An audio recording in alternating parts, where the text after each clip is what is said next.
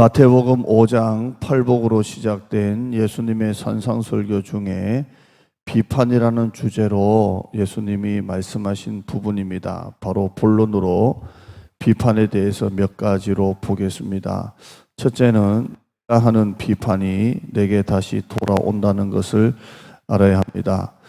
7장 2절에 보면 너희가 비판하는 그 비판으로 너희가 비판을 받을 것이요 너희가 헤아리는 그 헤아림으로 너희가 헤아림을 받을 것이니라 라고 말씀했습니다. 차를 운전하다가 앞에서 차가 갑자기 끼어들 때가 있습니다. 사고가 날 정도까지 들어올 때가 있습니다. 그럼 나도 모르게 옛사람이 탁 튀어나옵니다. 그 순간은 성령님도 어쩔 수 없는 것 같습니다. 그런데 결국 차에서 내가 갑작스럽게 들어온 차 때문에 화를 내면 결국 누구한테 그 화가 돌아옵니까? 혼자 타고 있으면 나를 향해서 그 화가 돌아오는 것이고 다른 아내나 또 자녀들이나 가족이 타고 있으면 가족에게로 그 화가 돌아가는 겁니다. 결국 차 밖에 있는 사람이 아니라 내 차에게 다시 돌아오는 겁니다. 누워서 침 뱉기죠. 결국 나 자신에게 하는 겁니다. 교회가 비판하면 똑똑한 공동체가 아니라 병든 공동체가 됩니다. 왜냐하면 그 비판이 그 공동체에 다시 돌아오기 때문입니다. 성도가 밖에 다니면서 자기 교회 비판하고 다니면 그게 남의 교회로 가는 게 아니라 다 자기에게로 돌아옵니다. 유대인의 속담에 우리가 이웃을 바라보는 시각으로 하나님은 우리를 보신다라는 말이 있습니다. 내가 누군가를 비판할 때 또 우리가 어디 나가서 우리 교회를 자기도 모르게 비판할 때 그 비판이 다시 나에게로 돌아온다는 것을 아셔야 합니다. 두 번째는 비판하기 전에 자기를 먼저 돌아봐야 합니다. 비판할 때 과연 나는 비판할 자격이 있는지 돌아봐야 합니다. 오늘 본문 4절에 보면 보라 네 눈 속에 들보가 있는데 어찌하여 형제에게 말하기를 나로 내 눈 속에 있는 티를 빼게 하라 하겠느냐. 외식하는 자여 먼저 네 눈 속으로 들보를 빼어라. 그 후에야 밝히 보고 형제의 눈 속에서 티를 빼리라. 이렇게 말씀했습니다. 내 눈에는 들보가 있고 남의 눈에는 티가 있습니다.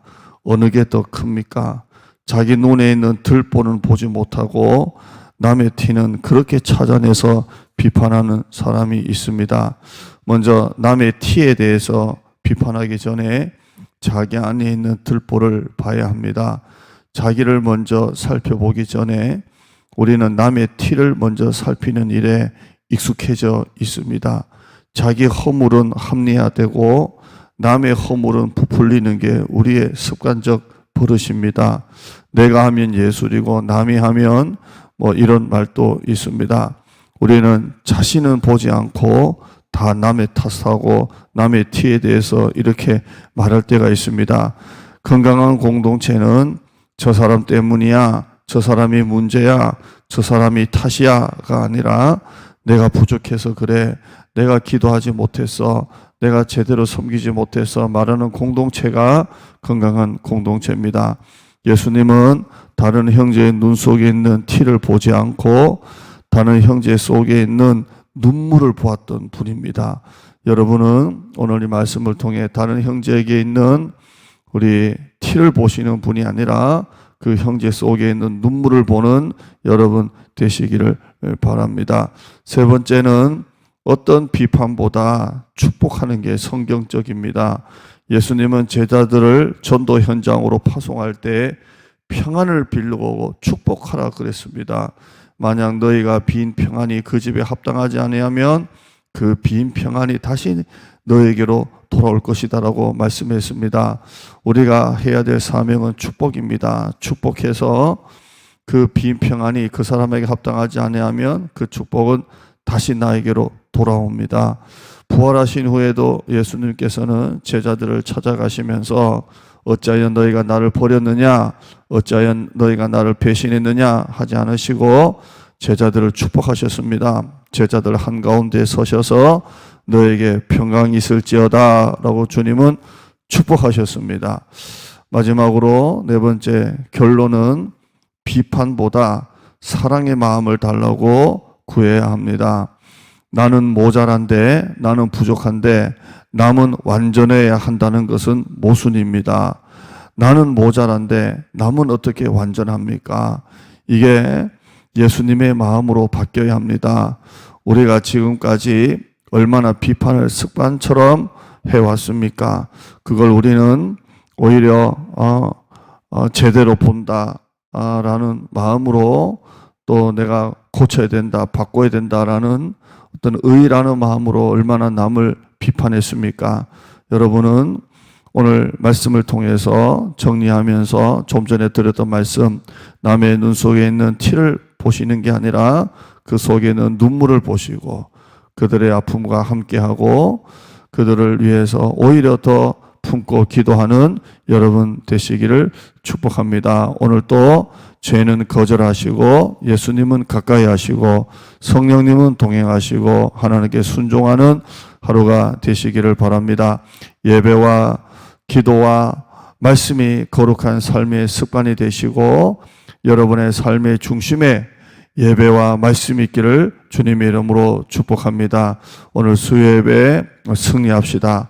코로나가 계속 이렇게 수도권으로 이렇게 그치지 않고 있습니다. 해외 유입자가 또 20-30명씩 계속 들어오고 있고 이 나라의 민족 안에 또 수도권에 멈추지 않는데 코로나는 정말 우리가 조심해야 합니다. 그러나 두려워할 대상은 아닙니다. 교회를 위해서 기도해 주시고 주일 오후에 말씀드린 것처럼 이 코로나의 한국교회가 전부 다 위기고 전부 다 쇠퇴기 가운데 있습니다. 똑같지는 않지만 이제는 비슷한 출발선을 우리가 가지고 있습니다. 이게 우리 교회의 희망인 줄 믿습니다. 다시 교회를 우리가 다시 한 번 더 플랜팅하고 뉴 플랜팅하고 하나님께서 우리에게 주신 비전을 향해서 우리가 달려나가는 모두가 되시기를 바랍니다. 교회의 가치를 여러분이 아시고 교회에 열심히 나오시고 예배 열심히 드리시고 교회의 가치는 우리가 만들어 나가는 겁니다. 오늘도 승리하는 하루가 되시기를 주님의 이름으로 축복합니다.